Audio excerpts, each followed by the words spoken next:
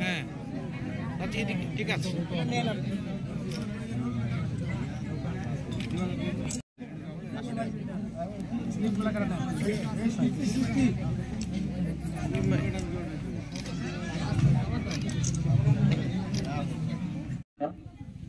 আমাদের শ্রদ্ধাভাজন শিক্ষক, আর্ম পুলিশ ব্যাটালিয়নের সম্মানিত প্রধান শিক্ষক, উপস্থিত আছেন অন্যান্য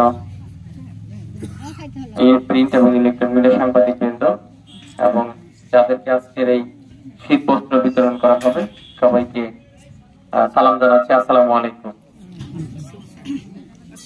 এটা আসলে মানে পৃথিবীতে যত ভালো কাজ আছে তার মধ্যে ভালো কাজগুলো যদি আমরা ক্লাসিফিকেশন করি, এই শীতার্ত মানুষকে শীত বস্ত্র দেওয়া এটা মনে হয় খুব বেশি পিছনের দিকে যাবে না, আগেই থাকবে, তাই না? কারণ এটা আসলে ঠান্ডা যখন মানুষের গায়ে লাগে বা যখন ঠান্ডা শুরু হয় তখন আসলে মানুষ যার গায়ে ওই গরম কাপড়টি নেই সেই বুঝতে পারে যে আসলে কত কষ্ট। আমি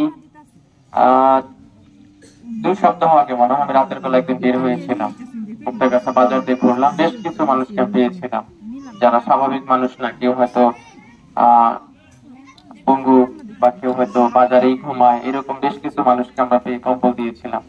তাদের মুখে যে হাসিটা দেখেছি আসলে কিন্তু অনেক কষ্ট পাচ্ছিল তারা, কিন্তু ভালো লাগে। শীত শীত বেশি বেশি ভালো লাগে। উপকার হয়েছে, আপনাদের জন্য দোয়া করি। সচ্ছলদের প্রতি অসচ্ছলদের একটা অধিকার উদ্যোগেই এই কার্যক্রম চলমান।